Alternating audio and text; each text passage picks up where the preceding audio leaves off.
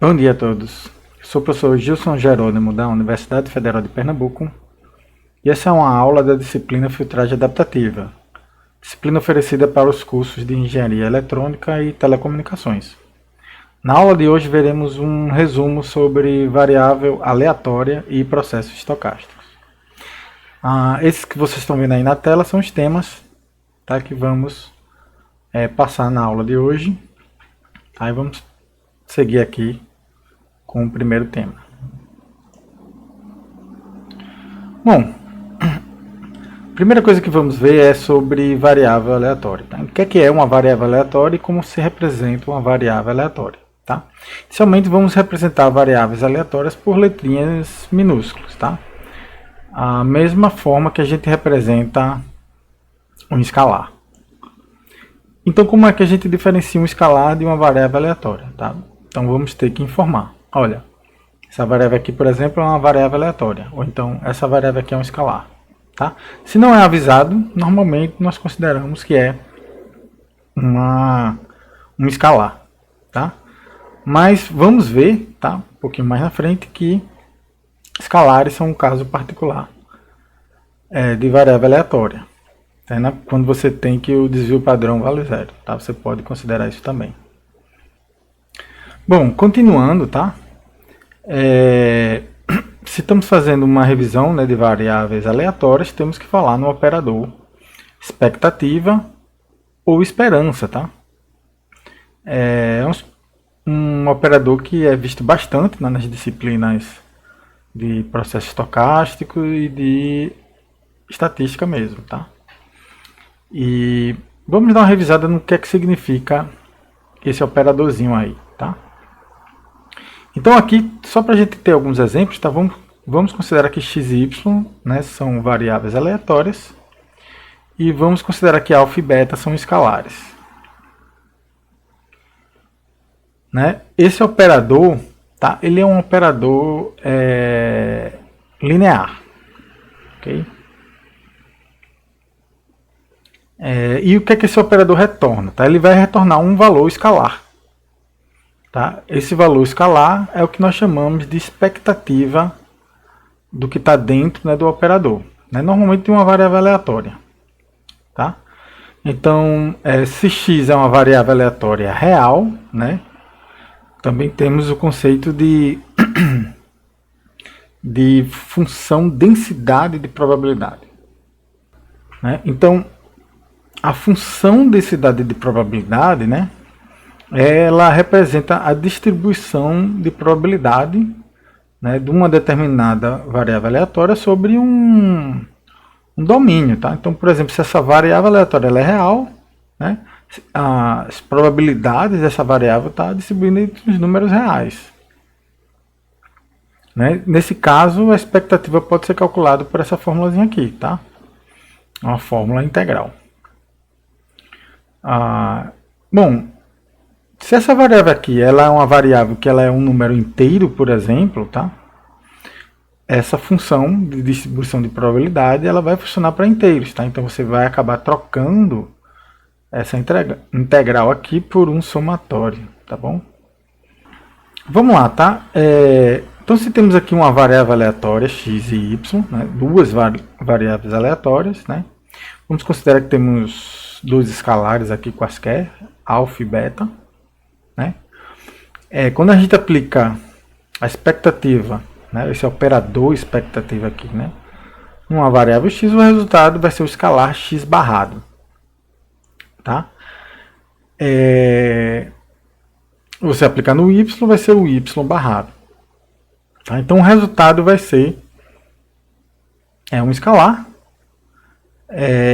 E muitas vezes nós chamamos isso de expectativa, né, de x, por exemplo, se for do x ou do y, ou também chamado de média. Tá? Alguns autores simplesmente chamam de média de x. Tá? Bom, o fato de a fórmula dessa expectativa ela envolver uma integral, né, um somatório, esse operador ele tem uma propriedade de linearidade. Né? O que é isso? Se você for calcular a expectativa de αx mais beta-y, isso aqui vai ser, né, alfa vezes a expectativa de x mais beta vezes a expectativa de y, que é basicamente né, a combinação linear das expectativas aqui. Além disso, se você for calcular a expectativa de uma constante, isso vai dar a própria constante. Tá? Então vamos continuar aqui. Tá? Vamos pegar um exemplo. Tá? Vamos supor que x, essa variável aleatória x, ela seja a tensão em um determinado instante de uma rede elétrica de 220 volts corrente alternada. Tá? Vamos supor que o y, tá, é o resultado do lançamento de um dado de 6 faces, equilibrado, tá? Ou seja, a probabilidade é a mesma para todas as faces. E o z é o resultado de um cara e coroa equilibrado. Tá? Então, tentem usar, tá, as definições. Aí você pode perguntar, professor, como é que é a forma aqui do x? É um senoide. Tá? Mas o x é um sinal determinístico? Tá? Então você pode aplicar isso a um sinal determinístico, contanto que o que é indeterminado aqui é o tempo. Então, você não sabe em que tempo você está fazendo a amostragem desse sinalzinho x. Tá? Bom, aqui, se você for calcular a expectativa, tá? Metade do tempo você vai estar um valor positivo do seno, tá? Metade do tempo você vai estar no valor negativo. Tá? Estamos usando aí uma propriedade de simetria para poder dizer que, olha, a expectativa é que, em média, né, se você for calcular a média de um número muito grande de amostras de x, o resultado deve dar 0. Tá? Bom, se você faz essa continha agora do y, tá? A do y nós podemos usar essa formulazinha aqui. Eu vou botar aqui, né? Essa formulazinha aqui, tá? Sabendo que para n igual a 1, 2, 3, 4, 5 e 6, tá? A probabilidade é a mesma, que é 1/6. Você joga nessa fórmula aqui e vai calcular quem é a expectativa do resultado do dado. Aí, quando você calcula essa expectativa, o resultado dá 3,5. Né? Então, o que é que significa que o resultado de um dado, a média do resultado de um dado, a expectativa do resultado de um dado, dá 3,5. Tá? Tem como você jogar o dado e o resultado dá 3,5? Não. Tá? Mas isso aqui significa o seguinte, tá? Se você fizer vários lançamentos de dado e calcular a média do resultado dos lançamentos, isso vai dar 3,5, tá? Para ficar mais simples, né, imagine que você faça 10 lançamentos, tá? E aí você tiver um dado, você pode fazer o teste. Se você fizer 10 lançamentos, tá? O resultado mais provável de dar, tá? Se você pegar todos os lançamentos e somar, é que o resultado dê da ordem de 35, tá? Vai estar ali em torno de 35. E se você fizer 100 lançamentos, vai estar em torno do 350, tá? De tal forma que quando você calcular a média dos lançamentos, isso vai dar 3,5. Tá? Então esse aqui é o resultado da expectativa, tá? Note que muitas vezes ele não significa que vai ser o resultado mais provável que vai acontecer quando você, né, rodar um experimento. E vamos para esse resultado aqui do cara e coroa, tá? Que ele é até um pouquinho mais estranho, até, né? Quanto é que dá o valor esperado de um cara e coroa? Tá? Sabendo que a probabilidade do cara é meio, a probabilidade do coroa é meio. Tá? Então, primeiro, essa expectativa aqui ela vai depender do mapeamento que você fizer. Tá? Por quê? Porque cara e coroa são resultados simbólicos, eles não são números. Certo? Se você der um número para o cara e der um número para o coroa, aí sim você consegue calcular a expectativa. Tá? Mas esse resultado de expectativa ela vai acabar dependendo de como você mapear esse cara e coroa. Tá? Aqui um exemplo, tá? Se você mapear o cara no 0 e o coroa no 1, se você for calcular a expectativa, né, desses lançamentos, vai tender a meio. Isso é, suponho que quando é cara você soma 0, quando é coroa você soma 1. Se você fizer 10 lançamentos, tá? Na média o resultado vai tender para 5, tá? Se você fizer isso várias vezes. Tá? Fizer 100 vezes, em média, 50, e somar esses resultados, né? 0 mais 1 mais 0, independente do que cair, você chegar no resultado final, vai se aproximando, tá, dos 50, tá, se você fizer 100 lançamentos. Tá? De tal forma que você calcular o valor médio, vai dar meio. Tá? Mas claro que isso depende. Tá? Se você mapeia o cara, por exemplo, no -1 e o coroa no 1, o resultado vai tender para 0 também, igual o resultado da senoide. Tá? Então, revisando aí um pouquinho, tá, da definição, né, e do conceito, né, e do significado também, tá, da expectativa, é mais ou menos esse aí. Tá? Ele vai te dar a média dos resultados com relação a um mapeamento, tá? Se você fizer um mapeamento, ou se a própria variável ela já for numérica, tá? Vai ser, né, se você calcular a média dos resultados, média aritmética simples, esse aqui seria o significado, tá, desse operadorzinho aqui. Além da média, né, nós temos outros dois parâmetrozinhos aqui, né, que nós podemos definir, que é a potência média e o desvio padrão. E a variância também, tá? Bom, o que é potência média, tá? Se você pegar, por exemplo, a tensão numa rede elétrica e pegar o valor médio quadrático, tá? Isso é o que a gente vai chamar de potência média, tá, da sua variável. Tá? Então, a expectativa do x ao quadrado seria a potência média. Tá? Se você é de eletrônica, com certeza você já fez esses cálculos várias vezes, tá, nas disciplinas de circuitos 1 e circuitos 2. Tá? Bom, além da potência média, tá, nós temos a variância do x. Tá? A gente representa a variância por esse símbolozinho aqui, e ela é dada como uma expectativa do valor quadrado de x menos sua média ao quadrado. Né? Ou seja, é o quanto ela varia com relação à média. Tá? Se a variância é muito alta, significa que sua variável aleatória ela varia muito com relação à média. Tá? Já se a variância é baixa, significa que ela varia muito pouquinho. Tá? Se a variância tende a 0, ou é 0, significa que a sua variável aleatória, na verdade, não é uma variável aleatória, é um escalar. Okay? Bom, e aqui eu estou dando também duas fórmulas. Tá? Supondo que x é uma variável complexa, tá? Então a forma de você calcular a variância seria essa aqui. Tá? Porém, nós vamos ver o caso, tá, de variáveis complexas com um pouquinho mais de cuidado. Tá? Mas se você for fazer essa continha, basicamente seria um módulo quadrado, né, do x menos a sua média. Tá? E aí o número complexo ele tem parte real e parte imaginária. E aí você tem a variação tanto no eixo real como no eixo imaginário. Você tem que calcular isso de uma maneira com um pouco mais de cuidado. Tá? A função densidade de probabilidade ela passa a variar com x e y. Né? Ou seja, ela não é uma função real. Ela é uma função que ela varia num plano. Tá? É só notar que tem uma certa diferença aí. Né? E o que é o desvio padrão? Nada mais é do que a raiz quadrada da variância. Tá? E o símbolo é basicamente você pegar o símbolo de variância e tirar o ao quadrado. Tá? A variância é sempre um valor positivo. Tá? Porque isso aqui é um valor médio quadrático, tá? Então não tem como dar negativo. Tá? Então a relação entre desvio padrão e variância é uma raiz quadrada do outro. Tá? O desvio padrão é a raiz quadrada da variância. E aí tem uma relação interessante que é entre a potência média, a variância e desvio padrão. Né?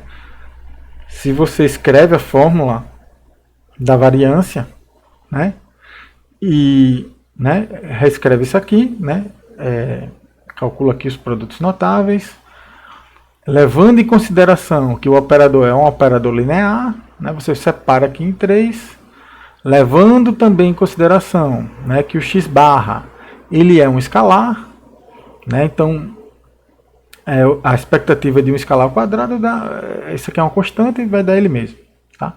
Então vamos ter esses resultados aqui. Aqui vamos ter a expectativa de x, que é o x barra. Vai multiplicar com x barra, vai fazer x barra ao quadrado. você vai ter menos 2x barra ao quadrado com mais x barra ao quadrado. Isso aqui vai dar menos x barra ao quadrado. Tá? E aí você vai ter essa relaçãozinha interessante em que a variância é a potência média menos a média ao quadrado. Tá? Em outras palavras, a potência média, e você sabe que a variância é sempre positiva, que a gente já viu, a potência média é sempre maior do que você pegar o valor médio e elevar ao quadrado. Tá? Então, preste atenção nesse detalhe interessante. Vamos comentar agora sobre dependência de variáveis aleatórias diferentes, né? Vamos falar sobre a covariância e a correlação, tá? E vamos tentar ver qual é a diferença entre cada uma dessas coisas, tá? Primeiramente, tá? Covariância, e muitas vezes alguns autores também chamam isso de correlação cruzada, tá? Mas vamos chamar de covariância, tá? Vamos escrever isso aqui como sendo sigma xy, tá? Note que se você pegar a fórmula, tá? Ela aparenta a fórmula da variância, só que você vai mudar de variável aleatória, tá? E note que se for um caso em que você tenha variáveis aleatórias complexas, a fórmula fica um pouquinho diferente, tá? Você vai pegar aí o conjugado de uma delas, tá? Também no caso complexo, note que a covariância de xy é igual ao conjugado da covariância de yx. Tá? Se for tudo real, um é igual ao outro. Tá? Bom, isso aqui é o que nós chamamos de covariância ou correlação cruzada. Bom, nós temos também, tá, a correlação ou coeficiente de correlação. Tá? E o que é isso? É basicamente a covariância de x e y dividido pelo desvio padrão de x e desvio padrão de y. Tá? Esse coeficiente de correlação, ele apresenta o resultado entre 1 e menos 1. Tá? E quando o resultado dá 1, significa que x e y eles têm uma correlação direta, né? Ou seja, quando o x aumenta, o y aumenta. E quando o resultado é próximo de menos 1, eles possuem uma correlação reversa, em que quando o x aumenta, o y diminui e vice-versa. Tá? Além disso, se esse coeficiente de correlação ele dá próximo de zero, você diz também que a sua variável, suas variáveis aleatórias, elas são descorrelacionadas. Tá? Esse é um termo usado. Okay? Nós temos o conceito de variáveis aleatórias independentes. Tá? Então, tá? Essa não é a definição, tá? Mas é uma consequência de variáveis aleatórias independentes. Né? Se x e y são variáveis aleatórias independentes, você vai calcular a expectativa de x vezes y, isso vai dar E de x vezes E de y. Tá? E aqui vamos ver um caso também. Né? O que acontece se a gente calcular a covariância de variáveis aleatórias que são independentes. Né? Então aqui eu vou pegar esse caso aqui especial. Então, nesse caso especial, né, você vai fazer a continha aqui, tá? Multiplica esses termos e você vai ter isso aqui. Aplica a linearidade do operador expectativa. Vamos ter essas... Né? Esse termozinho aqui é constante, tá? Então a expectativa dele é ele mesmo. Aqui o x é constante, você põe para fora. Aqui o x barra, né, é constante, o y barra é constante, você põe para fora. Né? Aqui você vai ficar com E de xy menos y barrado E de x, né? Menos x barrado E de y. Tá? Lembrando que o E de x é x barrado, o E de y é y barrado. Tá? Então vamos ter aqui vários. Né? Aqui vai dar menos y barrado x, aqui vai dar menos x barrado y barrado. Né? E aqui temos mais um aqui. Né? Quando somar aqui todo mundo, o resultado vai dar menos x barrado y barrado. Bom, se as variáveis elas são independentes, o que é que vai acontecer? Nós vamos poder separar isso aqui, tá? O E de xy, você vai separar em E de x e E de y, tá? E o E de x vai ser x barrado, E de y vai dar y barrado. E aí, quando você fizer um menos o outro, vai dar zero, tá? Consequentemente, significa que variáveis aleatórias independentes, elas possuem covariância igual a zero. Tá? E como a correlação depende da covariância, então também a correlação entre elas é zero. Tá? Ou seja, se você tem duas variáveis aleatórias independentes, elas são descorrelacionadas. Tá? Ou seja, a correlação entre elas dá zero e a covariância também dá zero. Bom, finalmente vamos falar aqui, né, em matriz de autocorrelação ou matriz de correlação. Tá? Para a gente definir isso, tá, é importante a gente definir um vetor de variáveis aleatórias, né, no qual vai ser muito usado nessa disciplina de filtragem adaptativa. Tá? Então vamos definir o seguinte vetor. Tá? Esse vetor definido como sendo... Primeiro a gente vai representar esse vetor dessa forma. Tá? Esse vetor você pode definir, tá, para diferentes sinais. Tá? Dado um sinal aleatório, dado um processo estocástico, você pode definir o vetor instantâneo, tá? No instante n desse processo estocástico. Tá? E o que é esse vetor? Tá? Ele vai ser, a primeira componente dele é o x de n, a segunda componente é o x de n menos 1, né, assim por diante. Então ele vai ser um vetor que vai conter x de n, e ele vai conter mais m atrasos, ou m amostras de x de n, tá, em tempos atrasados, tá, e na sequência, certo? Da forma como está escrito aqui. Tá? Note que esse vetor, tá, ele tem exatamente, você pode ver ele como uma matriz, né, de m mais uma linha e uma coluna só. Tá? Ou seja, é um vetor coluna. Então, é um vetor coluna de dimensão m mais 1. Tá? E aí vamos definir, tá? Normalmente a gente vai definir uma matriz de correlação ou matriz de autocorrelação, a matriz relacionada a um vetor. Tá? Então, você tem que definir, né, a dimensão do vetor. Dado a dimensão do vetor, você vai ter uma matriz única, que é conhecida como matriz de correlação de x de n, ou matriz de autocorrelação de x de n. Tá? Aqui vamos chamar de matriz de correlação, né? Mas qual vai ser a fórmula dela? Vai ser o R de x, vai ser a expectativa do vetorzinho x operado com o hermitiano desse vetorzinho x. Tá? Vamos desmembrar isso aqui para ver como é que fica. Tá? Então, ó, esse aqui é o vetor x, e o hermitiano do vetor x é o conjugado transposto, né, desse vetorzinho x aqui. Se você opera esse vetor com esse outro vetor aqui, tá? Ou se você operar um vetor coluna, né, com um vetor linha, o resultado vai dar uma matriz. Tá? E aqui temos a matriz. Tá? Se você olhar para essa matriz, tá, você pode organizá-la dessa forma aqui. Veja que vai ser uma matriz de escalares. Tá? Bom, então aqui temos a forma da matriz. Tá? Notem que nessa forma aqui, se você aplicar o transposto, é basicamente trocar o i com j.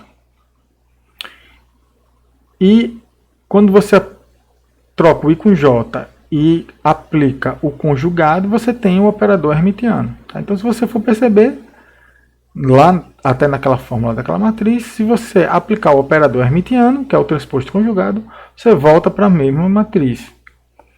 Em outras palavras, a matriz de correlação associado a um vetor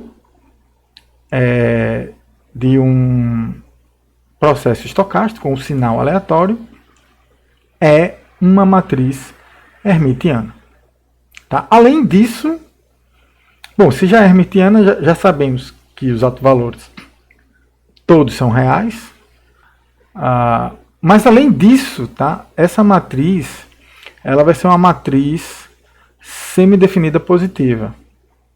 Tá? E o que é uma matriz semidefinida positiva? É uma matriz que, se você operar qualquer vetorzinho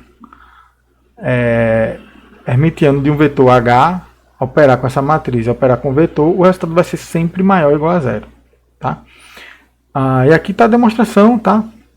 Que é bem simples. Tá? Então, nós podemos construir uma variável aleatória qualquer, dado um vetor V qualquer, como uma combinação linear do nosso vetor de variáveis aleatórias, tá? Do nosso vetorzinho de x de n. Tá? Então, você pode construir, nota que esse y aqui é uma variável aleatória. Tá? No caso, ele vai depender de n. Né? Você pode dizer até que é um sinal aleatório. Mas aí você constrói esse y, tá? E define ele como sendo uma variável aleatória. E v pode ser um vetor qualquer. Tá? Então, você sempre consegue construir um y dessa forma aqui. Bom, você pode...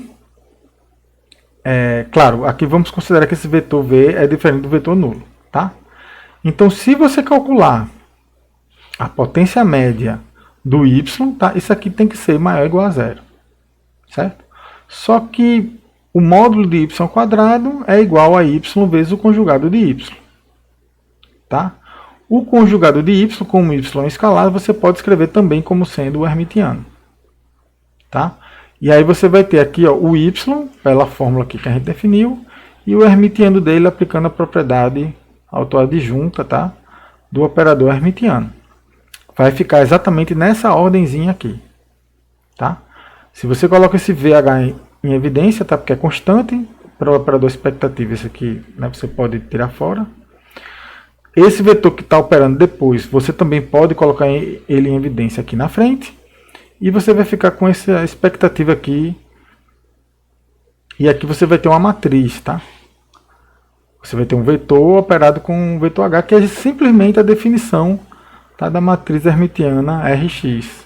Tá? Ou seja, você vai ter que o hermitiano de V operado com Rx operado com V é sempre igual à potência média da variávelzinha y. Então, portanto, isso aqui é sempre maior ou igual a zero. Tá?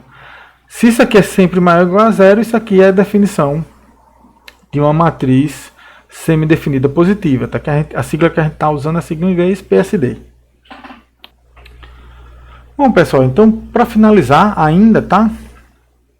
Quando essa matriz... O que é que significa, tá, a matriz ser semipositiva definida? Significa também, nós vimos esse teorema, que os altos valores, tá, além de serem reais, eles vão ser autovalores não negativos. Tá? Não pode ter autovalores negativos. Tá? E aí também tem mais um detalhe, tá, que se por algum acaso sua variável aleatória ela for uma variável aleatória estacionária no sentido amplo, né, o WSS, aquela matrizinha R de x, ela vai ser uma matriz simétrica, tá, com todas as diagonais iguais, e cada coluna, tá, ela vai ser um deslocamento para baixo da coluna anterior. Tá? Assim como cada linha é um deslocamento à direita da linha anterior. Tá? Matrizes que satisfazem essa propriedade são chamadas de matrizes Toeplitz. Tá? E essas matrizes também têm mais algumas propriedades com relação a ela. Tá? Bom, como isso é uma propriedade característica apenas dos processos estacionários no sentido amplo, tá? Vamos avaliar esse tipo de situação em cada caso específico. Tá? Bom, então esse aqui foi um resumo, tá, de variáveis aleatórias e processos estocásticos. Tá? Se tiverem mais dúvidas, deem uma olhadinha no livro, tá? ou vai e pergunta mesmo, tá? A gente consegue, tá, na sala de aula tirar aqui as dúvidas. Passa lá na sala 420, a gente tira essas dúvidas aí, todas que vocês tiverem aí. Tá? Então um abraço e até a próxima aula.